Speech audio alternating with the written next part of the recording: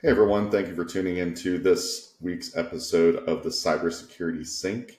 I am joined today by Ryan Collier from Insight Assurance. Hi Ryan, thanks for joining us today. Hi, Matt. Good to be here. Awesome to have you as well. Ryan is the Director of Audit Services. He oversees all of the audit initiatives at Insight Assurance, and Insight Assurance provides companies with different audits for SOC 2, ISO 27001, HIPAA. Ryan, thank you again for joining us today. I'm really excited for this episode. Me too. I mean, there's not too many people that get to nerd out on compliance and controls, but count me in. Same here. Same here. I'm excited to talk about SOC 2 audits because I think it's over the past couple of years, it's been a really big talk of the town. A lot of startups, a lot of SaaS apps out there need to get SOC 2 certified. It used to be kind of a nice to have, and nowadays it feels like a must. Yep. It feels like companies are going to lose business if they don't have it. So to start us off here, why don't you tell us a little bit about your background and how you got started with Insight? Yeah, great question. So had a very interesting career. So my this is actually a second career for me. My first career was in film and television and advertising. So using the complete opposite side of the brain, right? Some might argue, advertising doesn't really use much part of the brain, but there's a lot that goes into it. And I did that really from fifth grade, a really young age, up through about 2008, where I left that industry. I went back to school for accounting. And in my senior year, one of my professors was an IT auditor professor. He was a manager at PwC. And he's a great talent scout because he picked me out from my peers and said, I think you do really well in IT auditing. And I would argue he was correct. So fast forward a few years, joined Ernst & Young in 2012, was with them for a few years before joining a top 40 public accounting firm in 2014. And then recently, this past May, joining Insight Assurance as a director. So I've been practicing IT audit, controls, SOC reporting for over a decade now, which is crazy, right? So for the past over 12 years, doing nothing but SOC reporting, but absolutely love it. That's awesome. I'm really excited that we get to pick your brain today. Somebody that has over a decade of experience in the field. We're going to learn a lot of great things today. So really excited to dig into this a little bit. Yeah. So I want to kind of, with the initiative of this call being mostly around SOC 2 reporting or SOC 2 audits, but this kind of is going to relate to a lot of audits, but I'm going to use probably SOC 2 as just the wording going forward. But I think that you'll probably agree that a lot of these initiatives and a lot of the preparation, everything will apply to most audits out there. Yeah. Yep.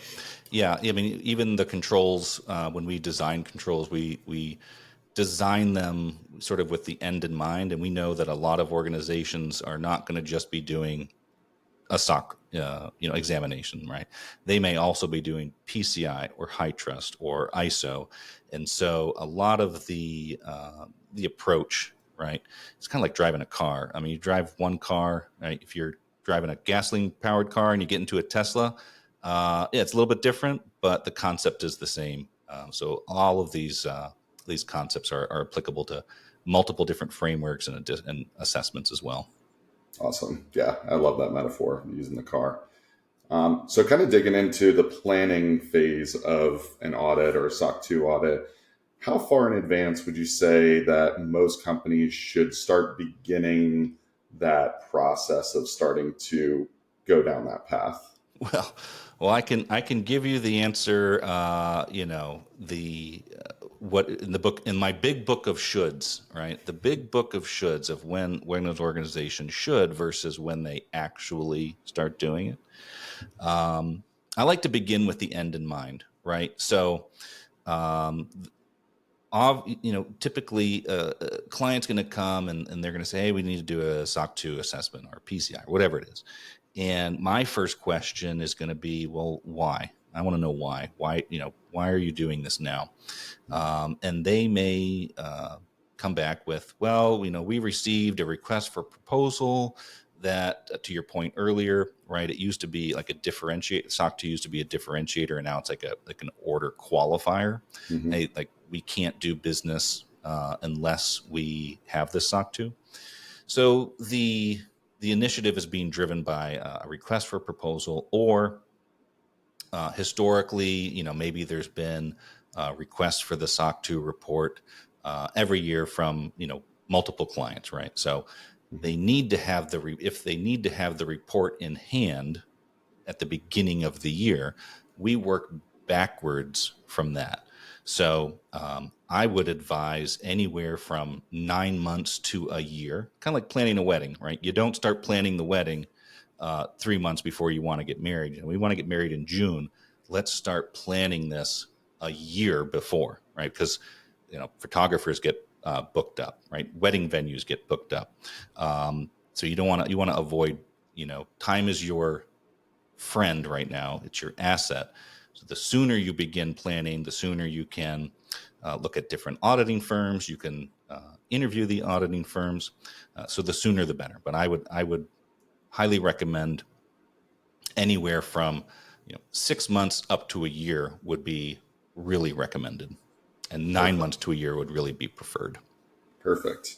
And I know that on this call, we're actually going to get a lot of great Ryan metaphors. I love the wedding analogy. People say I'm full of stuff. They say I'm full of a lot of things. I'm not going to use the word, but they usually use to describe me. But yeah, full of metaphors. Lots of those. Full of metaphors. I remember we've talked before, and you use a lot of these great metaphors that I think really help to create a foundational layer to understand a lot of this.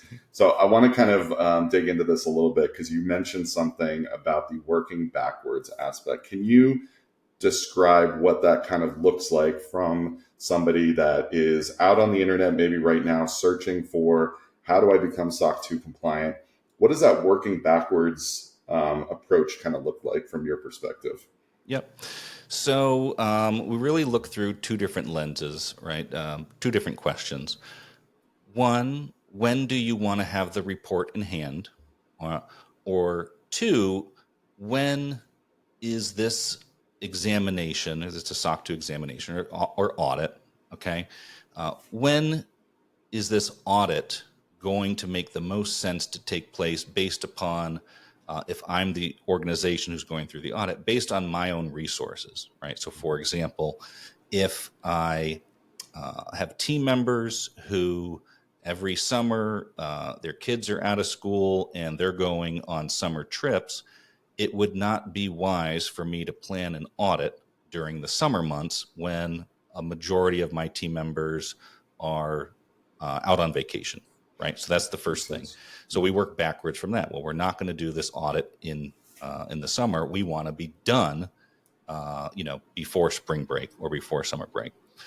Similarly, if we have clients who they want to have receiving the final report by the beginning of January, well, we would be wise to change our audit period so that it doesn't end in the month of December, because if the audit period, ends in the month of December, but we got to get the report out in January. I mean, this never happens, right? We never have clients who are promised the moon and the stars and then give them the moon and the stars, right? So that's what I mean by working backwards. When do you want to have the report in hand? Or when is there going to be less lift as far as resources, right? And so then we work backwards from there. So if we were to sort of continue that out, let's use the example of, hey, we want to have the report in hand by the beginning of the year, right? We have customers. Our customers are going to ask for the report at the beginning of January, right? Happy New Year. Where's my report? So then it would make sense to schedule your audit or define your audit period of maybe October through September 30th. So let's just say October 1st of 2023 through September 30th of 2024. Your audit would take place in October of 2024, unless you got a DeLorean out there, or a hot tub time machine, and you can, somehow avoid the laws of physics. If your period runs through September 30th of 2024. Well, the audit really can't start until October of 2024. You got to wait for those processes to finish. So the audit would then begin in October of 2024. And then it should really conclude probably by mid or late November.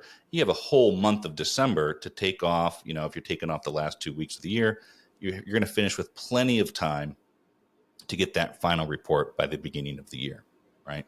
So that's what we mean by beginning with the end in mind and working backwards, right? This kind of makes sense. Yeah, if we want the report in January, well, let's make sure we're finishing the audit well before that deadline and make sure you have enough cushion in there.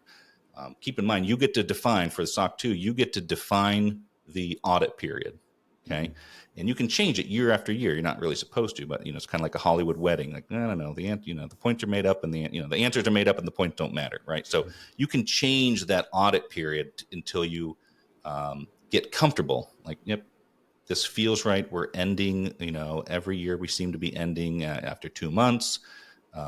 We have the resources to do the audit. Let's do October through September, or maybe let's do, September through August, whatever makes the most sense. Yeah, no, it all makes perfect sense. I think that the planning backwards aspect might be semi overlooked in the industry, at least from my experience. Typically, a lot of the customers that have engaged me that eventually go to you guys, they don't maybe understand how the flow works. So I think this is really important to understand how the audit actually works, because, if you get connected with, if you use Vanta or Drata or some sort of tool like that, well, they kind of expect once you hit 100%, it's like, okay, they just hand us the report and we're done. But of course, as you and I both know, it doesn't quite work that way. It takes a little bit more time. And I like the idea of having the cushion at the end. I think that I always try to plan for a month and a half, maybe 2 months of a cushion, if possible, especially for some of these longer engagements, like a type 2. So I really, really love that you highlighted, like, when do you want the report and when are we finishing the report, and noting that there's some time that's allocated in between that. Really important. And as part of those planning, for our firm specifically, we develop a timeline. I highly recommend that you get leadership buy-in right from the client side, because your primary point of contact can agree to the timeline. But if they're making decisions in a vacuum, or they're not communicating, hey, Frank, your first year is going to be out this 3 weeks during the audit. Well, we're not going to get the documentation. No one tells Suzy Q that. And so now we're 3 months, or not 3 months, 3 weeks behind, right? Because Frank, your first year, he's never gone through an audit before. Suzy Q is not communicating. So weekly status meetings, so that there's always alignment, right? Here's our timeline. Do you agree? Yes, this makes sense. It's perfectly fine if a client comes and says, hey, Jimmy John, he was out, he had to go to a funeral, so he was out last week. Life happens, right? I mean, we totally get it. Mm-hmm. What we like to avoid is when there are delays on the client side, or even on the firm side, and then the timeline, but the original timeline date is maintained. It's like, well, now we're trying to squeeze 2 or 3 weeks worth of work in 2 days, and that's not fair to either side. But my 12 years of practicing, what I have found is clients are more than agreeable if you communicate early and often, hey, we're going to be delayed, or we have to do this sooner. And similarly, if client comes to us and says, hey, we need a couple extra weeks, that's fine. It's just expectations management. So the more you can get comfortable with managing each other's expectation and staying front of mind on a weekly basis, the smoother your audit will be, because you will always be aligned, right? Expectations, reality, this is disappointment. You want to minimize that. So communication is really key. And I think that's maybe one of the big pitfalls, is like not communicating, where send a request list, no one talks to each other, 5 weeks goes by, it's like, where's our report? And it's like, we haven't even started because we don't have the documentation. Yeah. No, I completely agree with you. The communication's key. And like you said, a lot of customers are very understanding of all of that. And understanding of, this is reality, expectation and reality, trying to match it as close as possible. So I wanted to kind of take maybe a step back from the when we're expecting this report to be by. Let's go back to the beginning of the audit and talk about the initial steps that companies should expect when they first start engaging with Insight or another audit firm. What are those like first couple getting your feet wet steps look like when you first start that engagement with an audit firm? Yeah, absolutely. So the foundation of a SOC audit, and I'll liken it to the house, right? So the foundation of a really solid house is flat, level, plumb, right? Everything that happens after the foundation is built, you're going to notice it, right? I'm looking at you, Leaning Tower of Pisa, right? Any small little change is going to be magnified, especially by the number of stories of the house. So the key, the foundation to your audit is your list of controls. I mean, that's literally what SOC stands for, right? Service Organization Controls, right? So there's recently there has been sort of this, I don't even know where it comes from, but we become so focused on policies, right? And it's like, well, we don't audit policies, we audit controls. So we want to make sure that the controls we're going to audit reflect reality. So whether you're, regardless of the compliance platform that you're using, that is your source of truth. So if your source of truth says we perform a quarterly penetration test, and then the auditor so that's the foundation, right? Mm-hmm. The auditor is going to say, okay, this is great. They perform a quarterly pen test. We're going to take a sample of quarters. Please provide us with your pen test for the first and the third quarter. Well, if the client actually performs an annual penetration test, well, they only do that once a year instead of 4 times. Well, now the house is tilted because now we've asked for something that the client doesn't have. Now we got to figure this out. Well, do they do it quarterly or annually? What is it? Turns out actually the control in the compliance platform was never updated. It says quarterly, but it's actually annually. Okay, great. Well, now we've lost like a day just figuring that out. And that's just one control. If there are multiple controls that are incorrect, they don't reflect reality, we want to do that on the front end, because before we start building the house, before we start putting walls and painting and, making it look pretty, we need to make sure that this foundation is solid. So the very first step after you align on the timeline is let's take a look at the controls, do a controls mapping, and literally go through each individual control with the control owners and validate. We're going to read each control. It's a very exciting process, let me tell you. Okay. I love doing this. I mean, and by I love doing it, I mean I love delegating it to people below me for them to do it. Sure. But it actually is a really good exercise because you're getting down on literally the foundational level.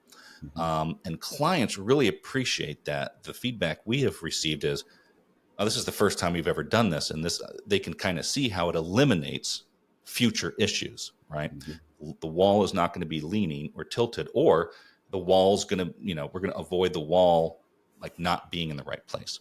That's the very first step. Making sure your controls reflect reality. Who's performing them? When are they being done? What's actually being performed? How are we documenting this, right? Once that is done and there's alignment on the controls, well, now both parties know these 80 controls, this is what the auditor is going to be testing. We've already gone through maybe a couple of examples of the evidence. So everyone is aligned. The foundation is complete. Now, from that list of controls or that controls matrix, now we can build our request list. And you're automatically going to see the first benefit is we're not going to be asking for blue circles when the client produces green triangles, right? Because we've already gone through the controls. So once we build the request list based on the list of controls, every single request is tied to a specific control. So we're never requesting anything that the client doesn't have. And we can go through, hey, is this in the compliance platform?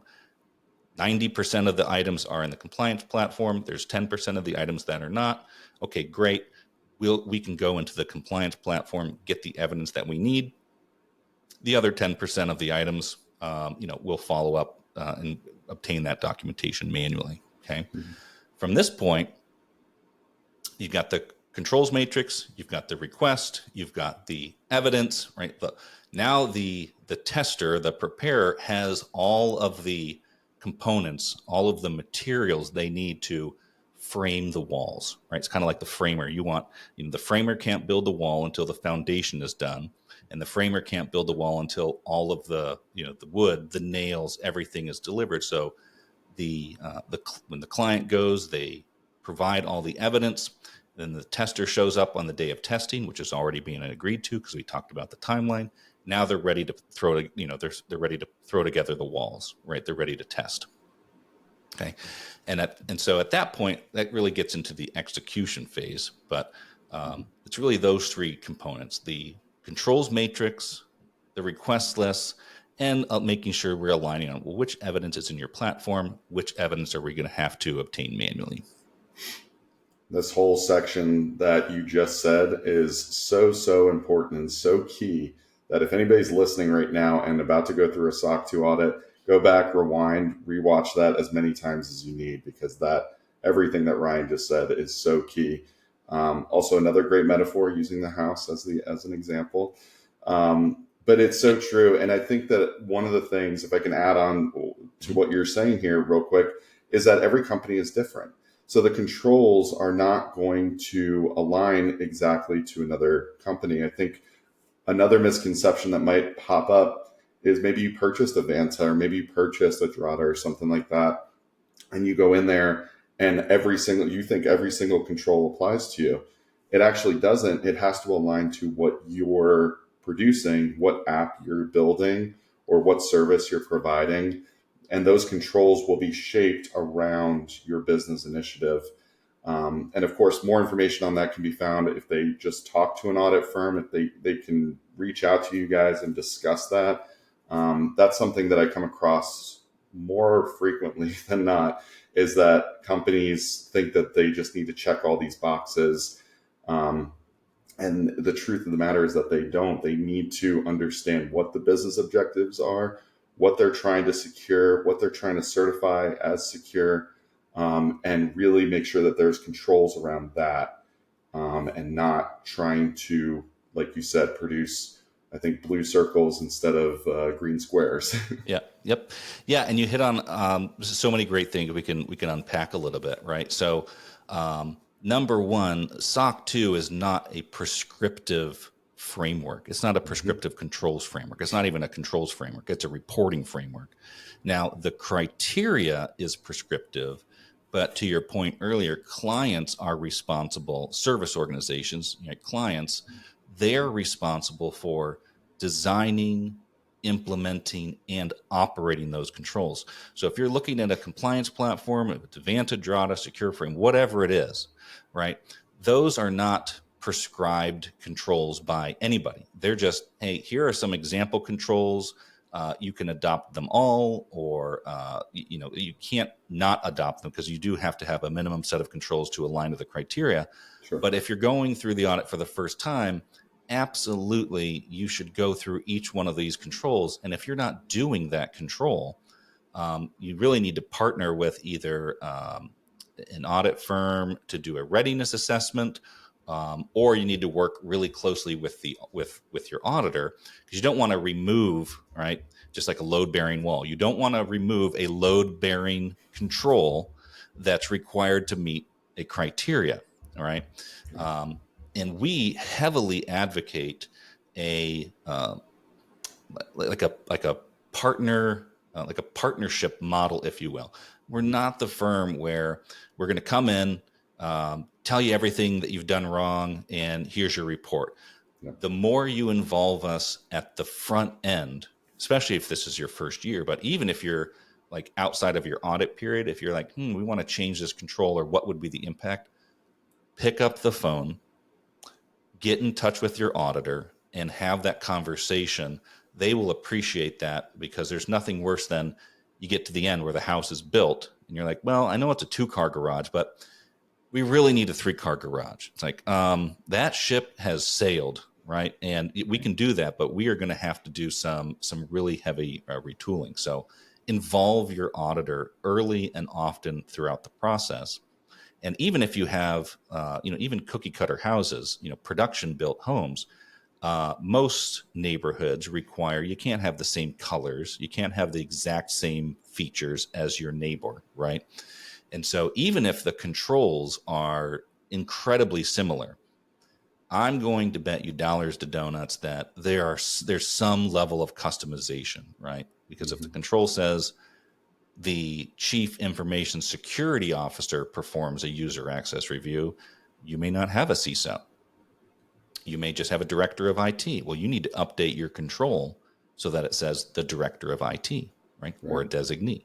So there's always a little bit of customization.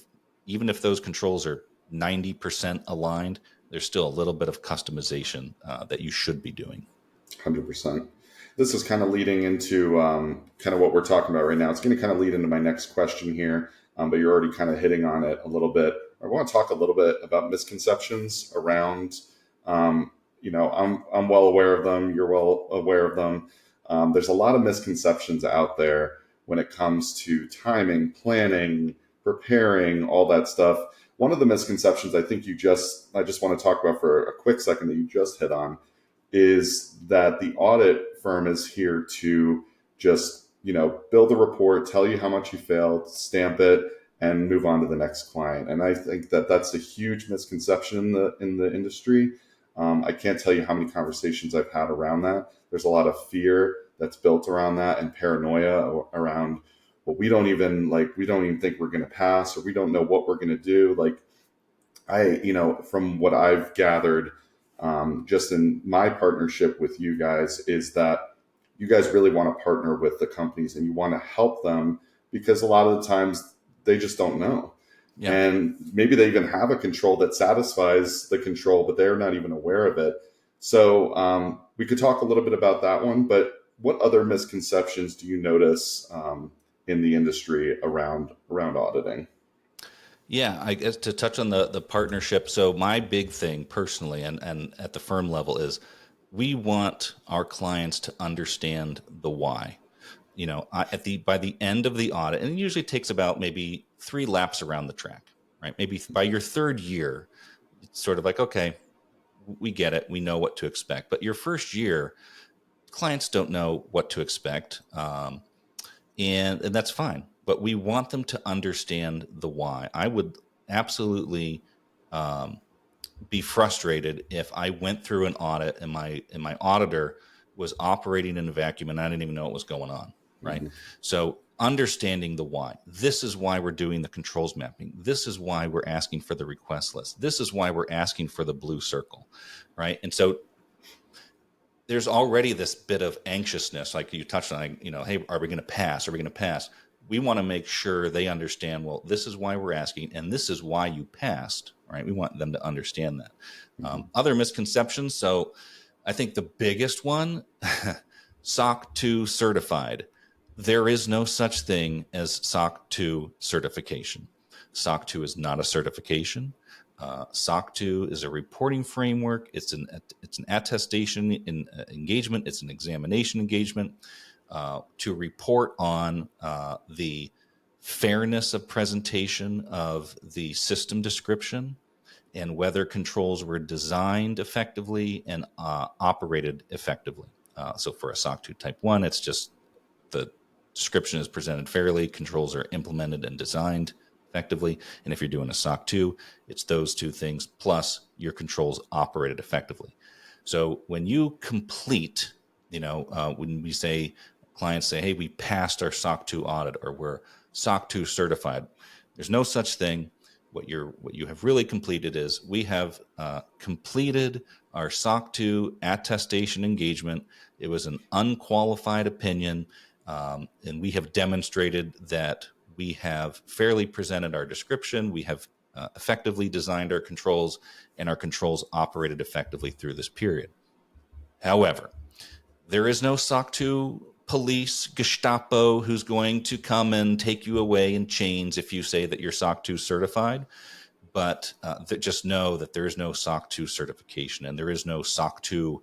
There's no SOC 2 one-page letter that you can frame and say, we are SOC 2 certified. No, you're not. You can say that you're SOC 2 compliant, because technically there are criteria that you are required to meet. I personally would not use that language. I would just say we've successfully completed our annual SOC 2 Type 2 examination. But I completely understand that because I worked in advertising and marketing, so I get this. They're going to choose language that is going to be more tailored to the masses.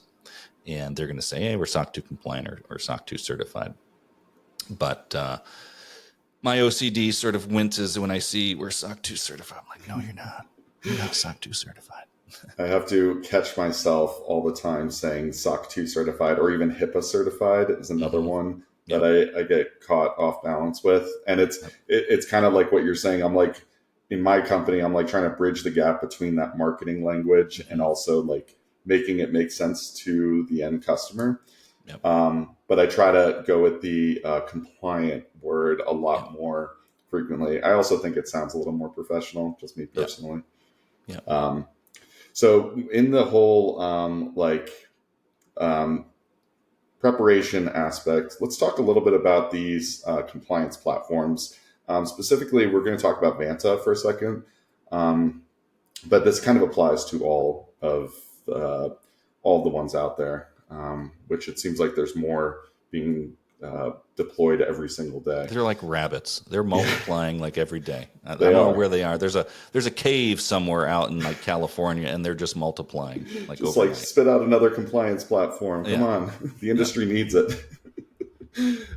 So when you use, again, I'm going to use Vanta here just in this example or this question. When you use a Vanta or compliance platform, what is the benefit, or how can tools like this really help you in maybe streamlining the process, making it a little bit easier to pass your audit or complete your audit? What does that kind of look like from the auditor perspective, and how does that also help the client? I think two big keys are, the analogy I use is Vanta is like a GPS, right? So it's going to show you the route. It's going to show you, hey, like an early warning system, like, hey, there's a crash ahead. Or, my favorite feature, officer friendly. He's up ahead with his radar detection, So it provides early warning, right? As well as like, where are we going, right? What is the route that we're on? Much like, GPS on your phone, that you use every day. So that's the first thing. It does not account for risk, though, right? So it's a tool that provides you sort of a two-dimensional route, but it's not evaluating the quality of your audit documentation, right?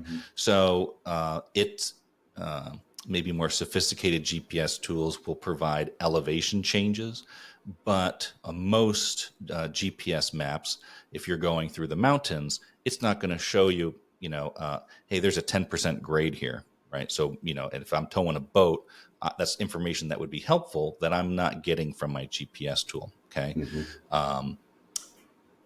But the second benefit, referring to documentation, is probably the biggest feature: automated evidence collection, right?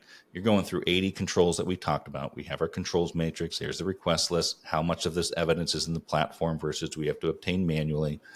There is audit fatigue that happens where we are requesting documentation, or a client has to pull populations of data. And so when the platform does that for you, if Vanta's doing that for you, number one, you don't have to collect it, right? You as the service organization, you don't have to collect it. You don't have to worry about queries, drafting queries, running queries, because the system is doing it for you. And on the practitioner side, on the auditor side, we don't have to wait for the clients to go and generate that, we would call that IPE, or information produced by the entity. We don't have to wait for the entity to produce that information. We're just going to go straight to the compliance tool, and we're going to get the evidence ourselves, right? Now, again, Vanta currently, or most compliance platforms currently, they're not evaluating the quality of the documentation. So you could have a policy that's blank, but because the policy is attached to a controller request, Vanta might show it as green, right? Oh, you're 100%. Well, when the auditor goes and looks at that policy, it's like, this is a blank policy. Oh, oops, we uploaded the wrong one. So again, it's showing you the route, but it's not giving you elevation changes, and it's not tailoring for risk. But it is dramatically decreasing the amount of audit fatigue and the lift that service organizations historically experienced, where they had to pull populations of data, or when the auditor, we get the population, we select the sample, and we say, hey, for each one of these samples, give us another green circle. Well, all of those green circles exist in Vanta. And so that is the biggest thing, is automated evidence collection. And the evidence should always be fresh, right? It's not going to be stale, because the system is programmed systematically to go out and pull new evidence. Yeah, no, 100%. And just touching on that aspect of the quality of the document, or whatever evidence is needed. I think that's one of the benefits of having, a vCISO. Little plug for myself here with CloudSapio, where we actually come in and help you assess all of those controls and make sure that they meet all the minimum requirements, and make sure that they actually have that quality that the auditor is going to be looking for. Even if it's a sentence inside of a policy, it might help, it might matter, and it might help. So having somebody there to kind of double check your work, even, these tools are great. Vanta's great. It automates a lot of it, and it helps with getting all those evidence in there, and gives you that single pane of glass that you can always refer to, and that the auditor will use. But I think having that vCISO relationship and having somebody that can check that quality before it goes to audit is really, really beneficial. So yeah, it's kind of like, like we were talking about building the house. If the auditor is the county inspector who's coming in, right? So Insight Assurance, we're going to be the ultimate, say, we're doing the audit, right? CloudSapio would be like the independent home inspector who's going to come in, like, this is what the county is going to be looking for, right? This one sentence in the policy, or like, hey, you have these two pieces of wood and they're scabbed together on one side. The county inspector is going to be looking for you to have that wood scabbed on both sides, right? And so that's, I think, the real benefit that you bring is you're looking through the eyes of the county inspector, but you're able to provide, the insight, no pun intended, you'll be able to provide the insight, as well as, some of the remediations. Hey, the county inspector is going to be looking for this. This is what you need to do to fix that. And then, by the way, we should be working in close collaboration, and even point that out. Hey, when you go up to the attic, you're going to see these ceiling joists. We recommended that they scab them both. It was a manufacturer's, recommendation. We point that out. We're good, right? So you're kind of helping us, and you're helping the client as well. And it's a huge value. It's just one less thing that we got to talk about, like, down the road, right? Because we talk about it on the front end. I completely agree, of course. Yeah. But I also appreciate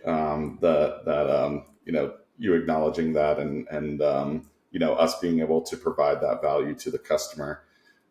So kind of on the evidence collection aspects, a question that I think a lot of viewers might be interested in is, all right, you're going through an audit and you don't have some evidence, and maybe you don't have a way of producing that even. How is that impacting the audit? What should the customer expect?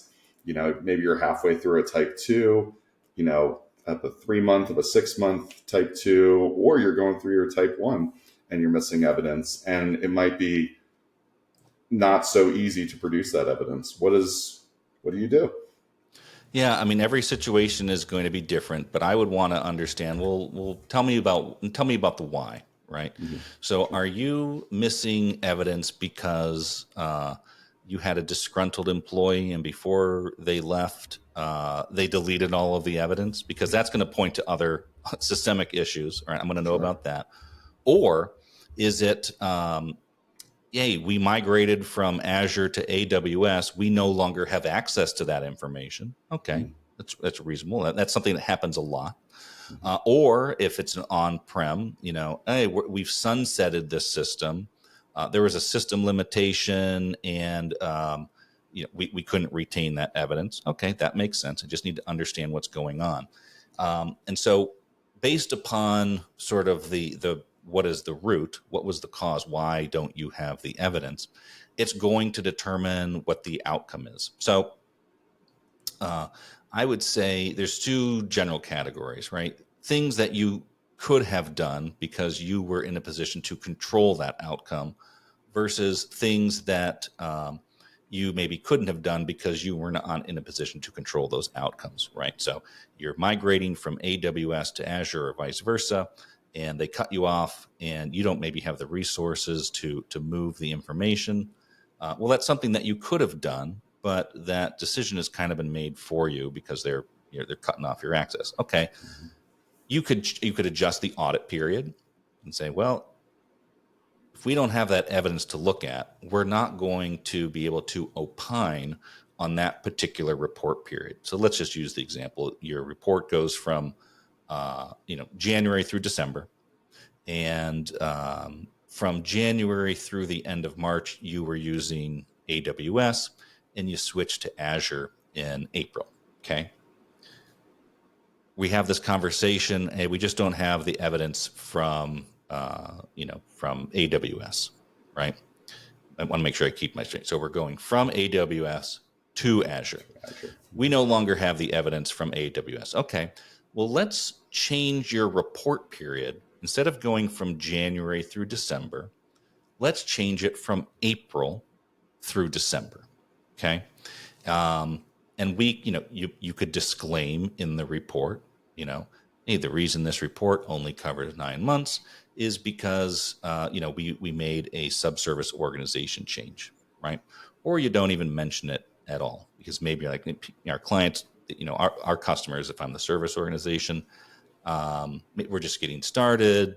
No one was really impacted by that. Okay, great. As long as you're not misleading the users of the report, that's the key thing. You can change the report period, if in that particular case. Okay.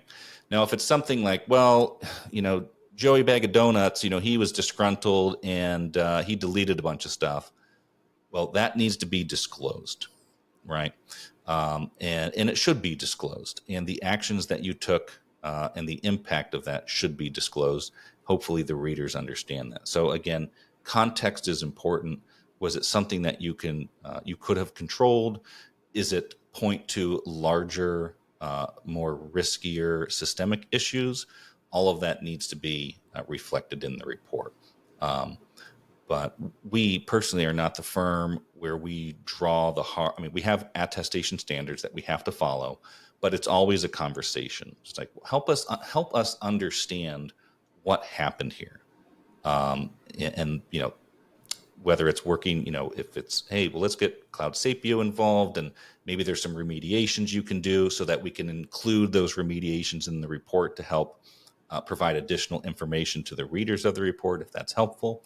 But let's make those changes so then the next report that we do, because it should be on like an annual basis, well, those issues will be fixed, right? It's okay to have exceptions as long as you're remediating them, but you should not be seeing exceptions year after year after year.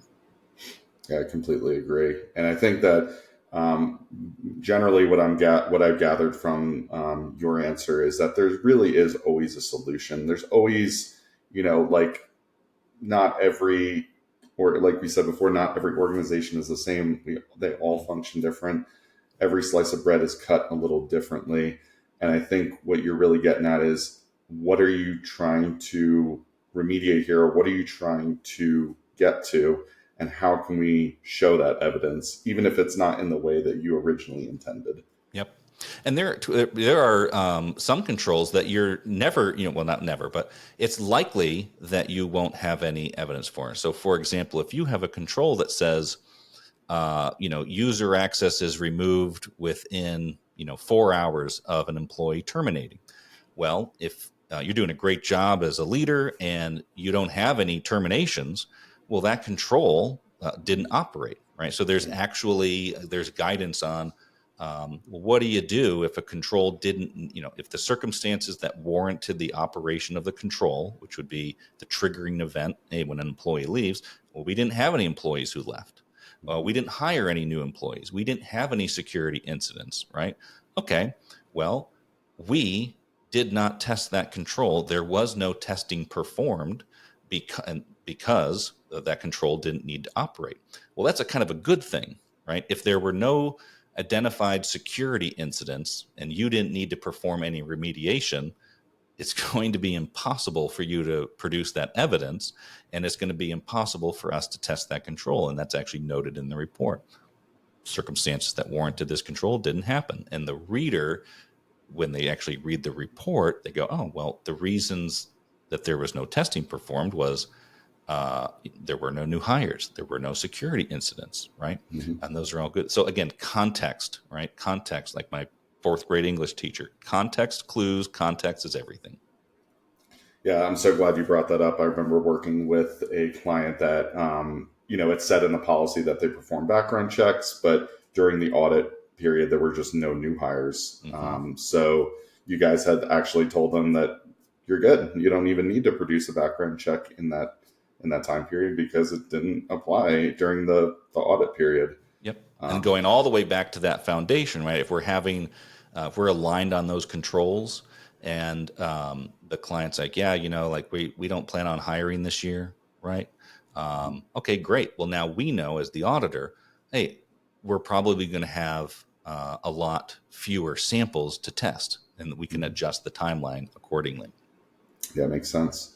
Kind of going off of maybe more of a reoccurring basis, but and I know, Vanta and these tools help with this. I think they kind of do this by default. But what is like the benefit of companies just maintaining or retaining that historical evidence from a previous audit that they may have completed last year or even years prior? Yeah.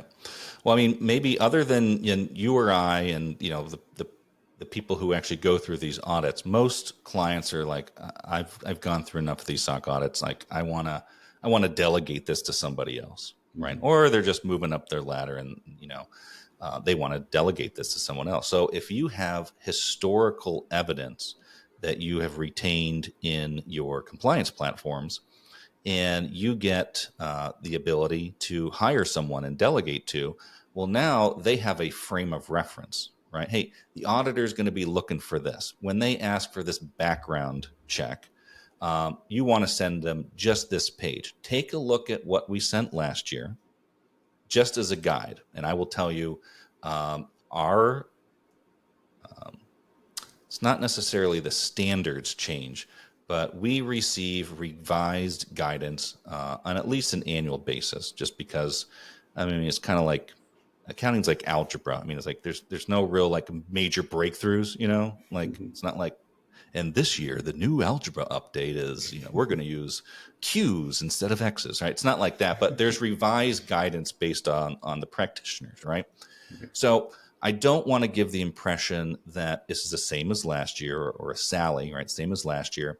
And just because you provided us with the red triangle last year, we're going to automatically accept the red triangle because there could have been revised guidance. But it provides a reference to a team member on the client side. This is what we provided last year.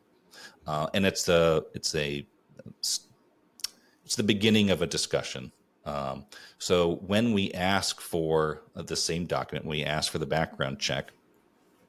If the client gives us that background check and we go, we're not going to accept this. They can go, well, wait a second.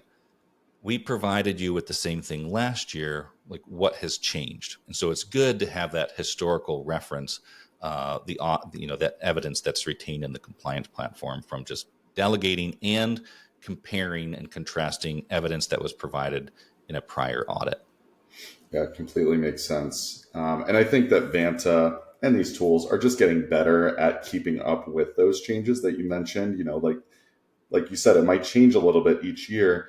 Vanta does add those controls. I've seen a number of new controls added each year in Vanta and other tools.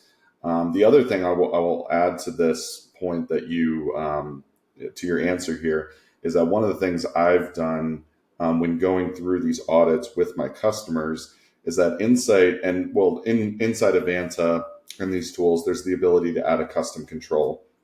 And the auditor will typically utilize that in case if they need some of that a little more additional evidence. Maybe there is a new control that Vanta is a little behind on.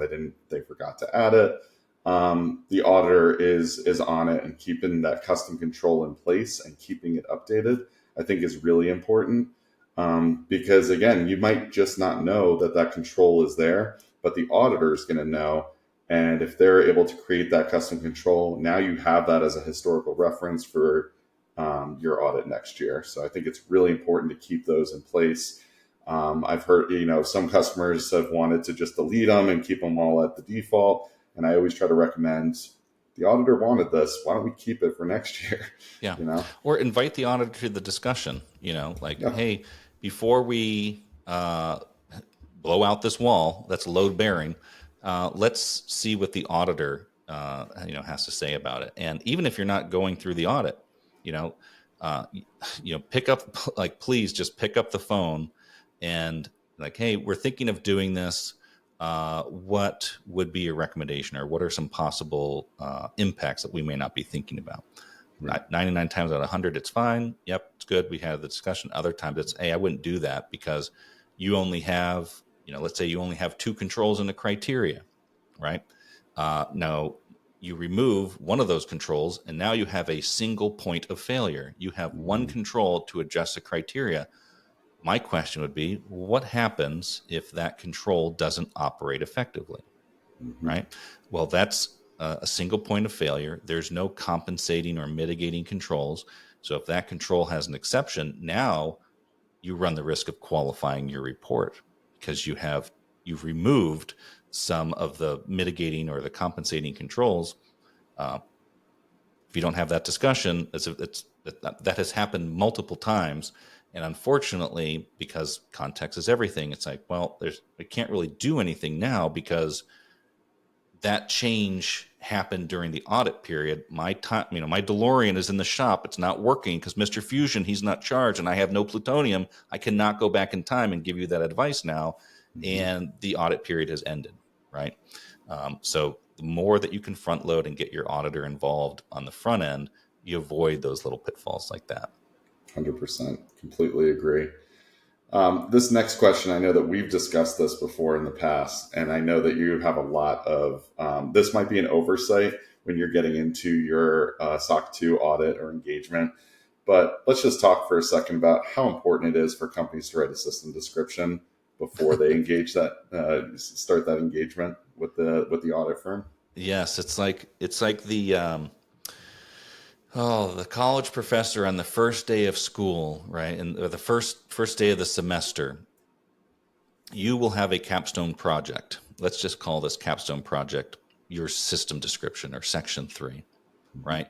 You will have 15 weeks to complete this assignment, and you set it off to the side, and then you attempt to write this thing, a week or 3 to 5 days before the end of the term.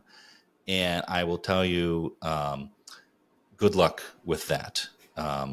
It is not something that you want to wait until the last minute. Now, Vanta and other compliance platforms, they have a system description template, but it's really like an outline, right?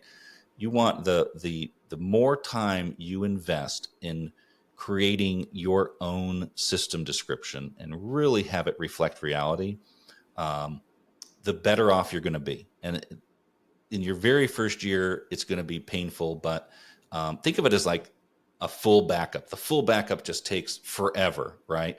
But then when you do little incremental changes in the second year or the third year, it's not so bad, right? Mm-hmm. And it really is something that you can be proud of, because this really reflects the system. This is like a narrative of what the system does. So if the controls are kind of like a baseball game, if the controls are the facts and the figures, okay, the system description is the color commentary, okay? And so they really harmonize the controls, the control language, and the system description. Both of those items, the control language and the system description, really come together and they should paint a very colorful, full picture of, this is the system that that's in scope and that we are auditing here, right? Mm-hmm. You don't have to provide proprietary information. If this report were leaked on the internet, it should not keep you up at night. We're not asking you, Coca-Cola to put in their formula for Coke in this thing, right? It's very basic best practices, but it actually does communicate very clearly and is useful to the readers of the report. This is what the service this is what the service is for this particular organization, right? This describes what is actually happening there.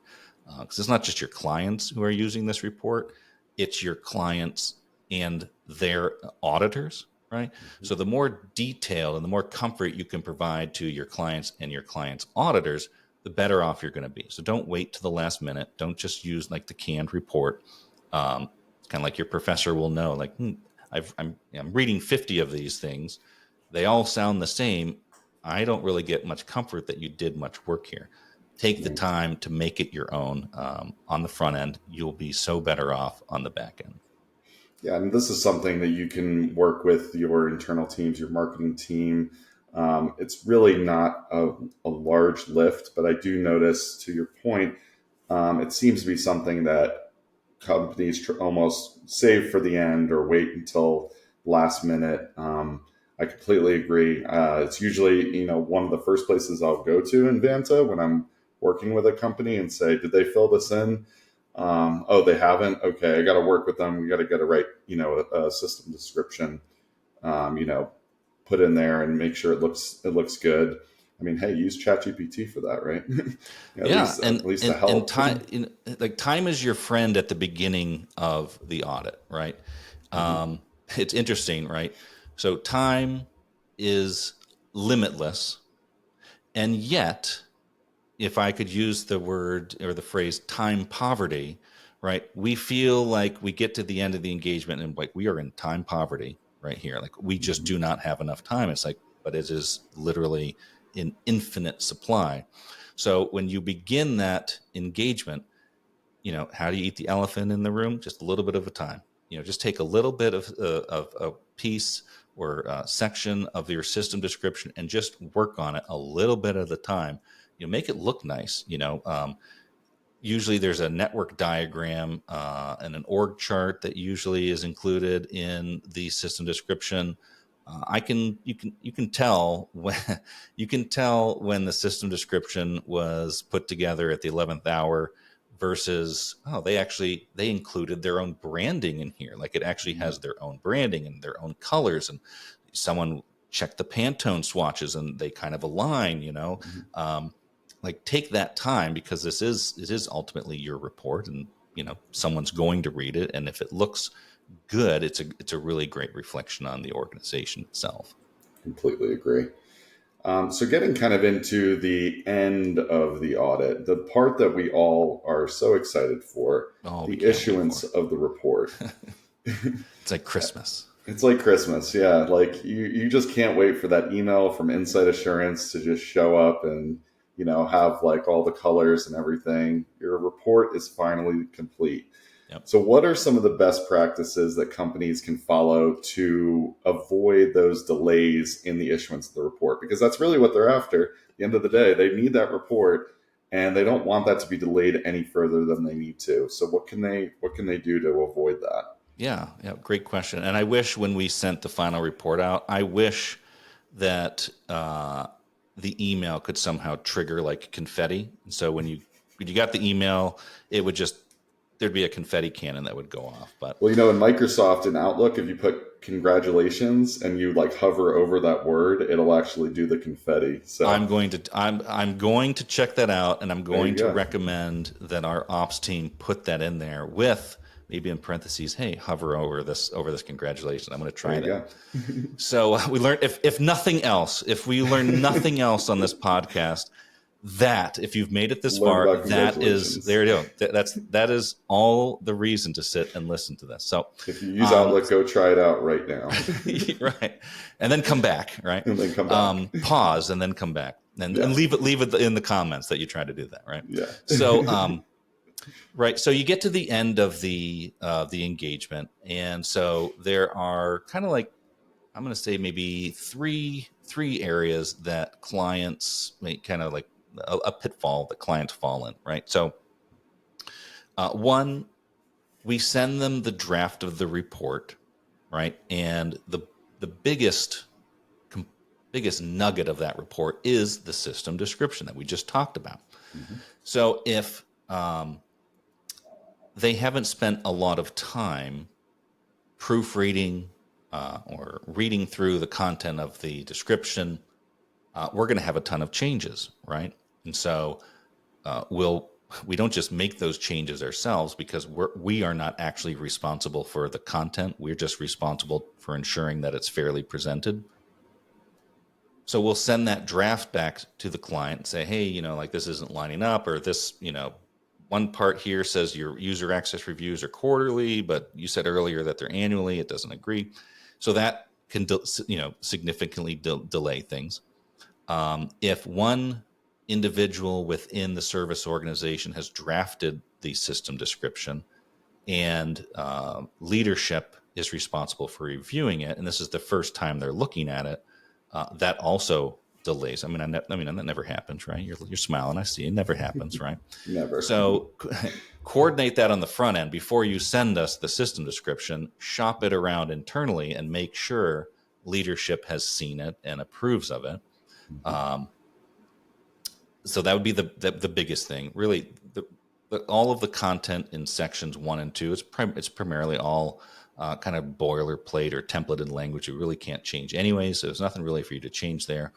And in the section 4 of the report, it's just the results of testing. So there's not like a ton for the client to review there. The majority of the time is spent reviewing the draft. So if you've invested the time on the front end, the review of the final draft goes a lot faster when we send the final draft to the client, would be the first thing.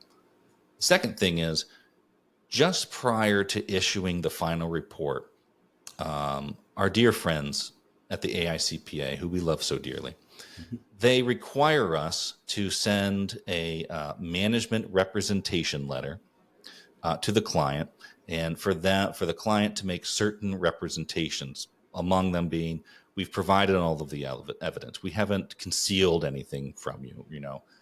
We've cooperated during the engagement and several other things. And they sign this letter. And oftentimes the individual who's responsible for signing the letter, they're out of the country. They're in a different part of the world, and they are the only individual with the authority to sign that letter. We cannot issue the final report until we have the signed representation letter. So going all the way back to that timeline, we know when we want to send the rep letter, make sure that Joey Bag of Donuts is going to be available to sign the letter.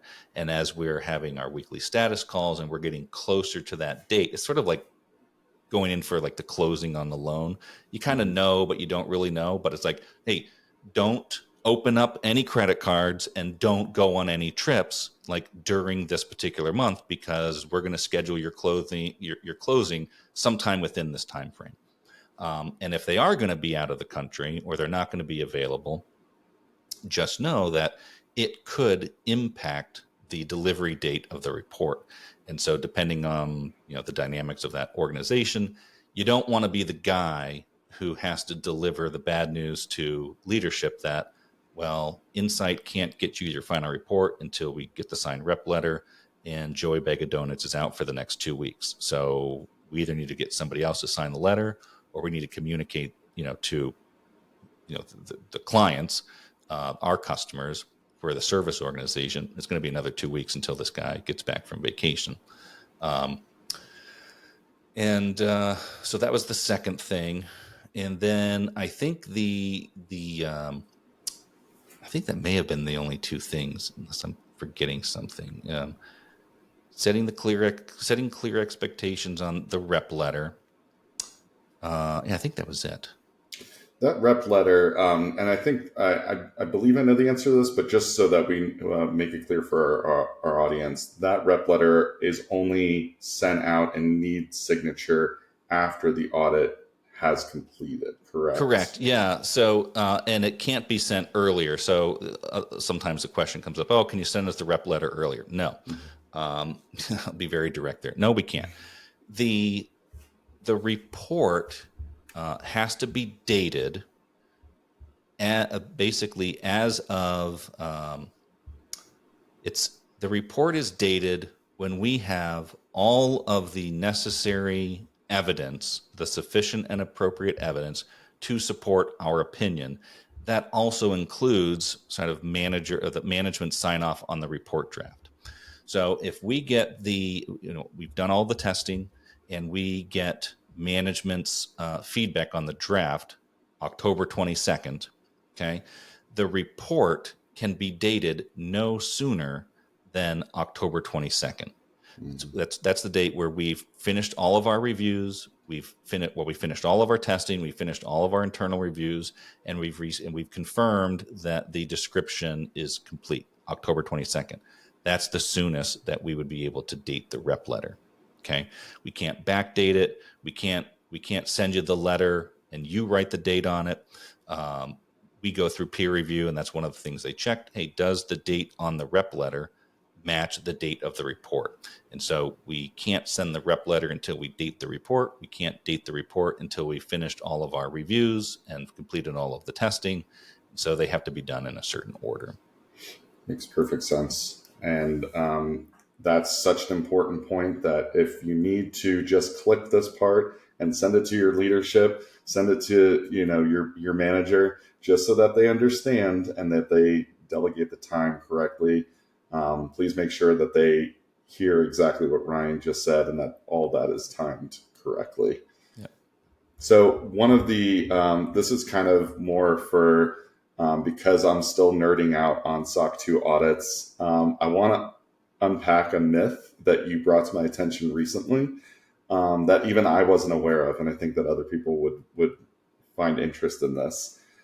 So there's this whole thing about needing an NDA when you access a SOC 2 audit. You go on the company website, you click on their trust center or whatever, and you request access, and then you need to sign an NDA. Some companies make people sign them, make people just acknowledge them, whatever. Can you explain why the restricted use paragraph within the SOC 2 report makes this just unnecessary? Oh man, I would love to be able to explain that because it is completely unnecessary, right? So a couple of things, right? So both SOC 1 and SOC 2, they are restricted use reports, right? They're classified as restricted use, meaning they are restricted to specific parties. So in the instance of a SOC 2, it's the same for SOC 1, but for SOC 2, it's similar for SOC 1. There's one key difference, but a SOC 2 is restricted to management, right? So the service organization management, user entities, so the service organization's customers, right? So management, user entities auditors, and prospective users. Okay. And that's the key difference. SOC 1 is restricted to management, user entities, and user entities auditors, not prospective users, whereas a SOC 2 is also includes prospective users. And so in the SOC 2 report, there is already a restricted use paragraph there. Okay. The intention of the report is to be used and to be shared among management, user entities, and the user entities auditors. That is literally the point, is so that the report can be shared to other auditors, and they can get comfort that these controls were designed and operating effectively when auditing their clients' financial statements. Okay, so when an organization wrapped this thing in an NDA, they're doing two things. One, they are wrapping the wrapper. Right? It's like the Russian doll. It's like the doll inside of the doll. It's like, well, there's already a restricted use. So you're applying a restricted use on a document that already has a restricted use.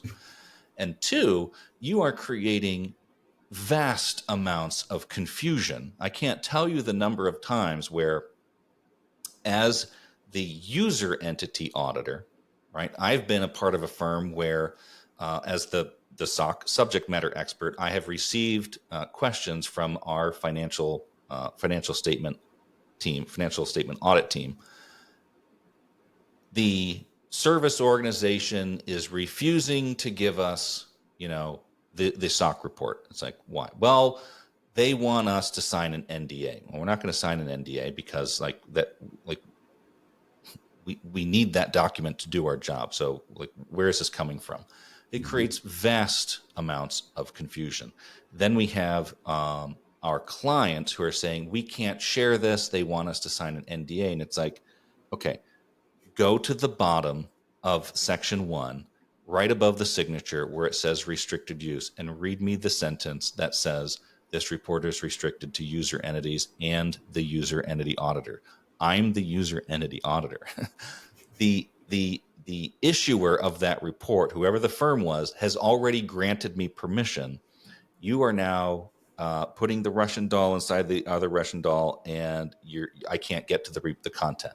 So now I need to have this conversation with my client saying, well, I can't do my audit because you're limiting the information, which, oh, by the way, in the engagement letter, you said you're going to give me access to information, and now you're not. And so now there's a lot of finger pointing that goes on at this point. So, my dying wish would be, please stop putting NDAs on your SOC 2 reports. They are completely unnecessary, and you're creating vast amounts of confusion, not only for your customers, but for your customers' auditors. 150,000%. It's so funny. Like when you explained it to me the one day, at first I was like hesitant, and I was like, wait a second. He's like, obviously I knew you were right.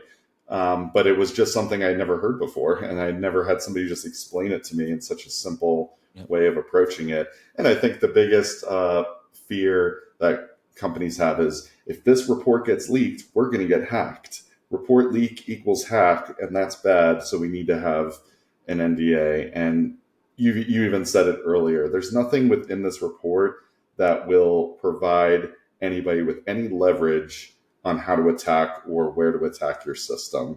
It doesn't provide any of that information in there. Yep. And I would submit that AWS, right, Amazon Web Services, is arguably one of the biggest targets, right? Mm-hmm. You can sign up for to become a member of their trust center, okay?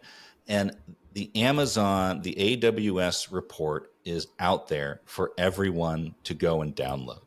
So if someone wanted to, they can go out and download this report and leak it. Okay, we're not really leaking anything because there's nothing proprietary in that report. It literally is, here's some control. Basically, here's all the controls, and they're very best practice controls. We do user access reviews.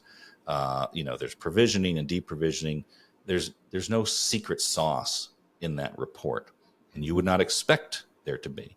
And so if you are being kept awake at night, worried about, well, if we don't have this NDA and it gets leaked, I would challenge you. Well, what content in there is keeping you awake at night that you're fearful that it's going to get leaked? And if that's the case, if you're putting proprietary information, well, I would say, well, yeah, you need to remove that. Hopefully, your auditor's having that conversation, but there's absolutely no need for an NDA. And the other thing I would say is it's completely non-conforming to take and separate the sections of the report and just give the opinion letter. Well, we don't want to provide the full report. Let's just provide.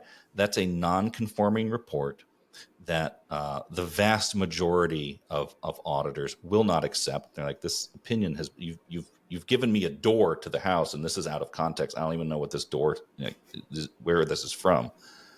To be considered a conforming SOC 2 report, it must contain all of the sections of the report. We can't just send you a letter.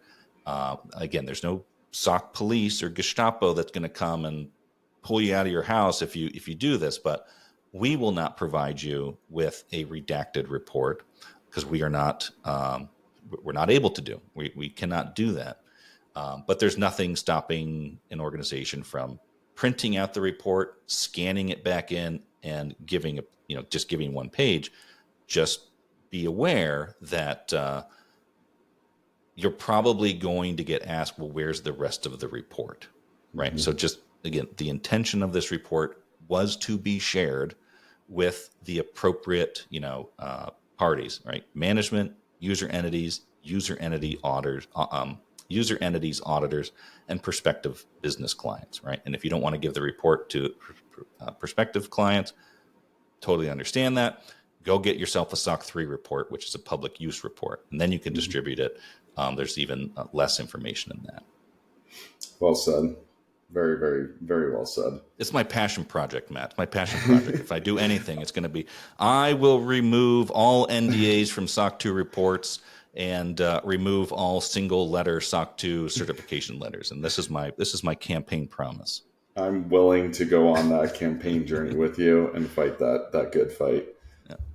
So Ryan, we really appreciate you just taking this time today. And as we're winding down here, I just have one real final question for you. For the companies that are literally about to embark on this journey, we kind of went through the whole journey together on this podcast together.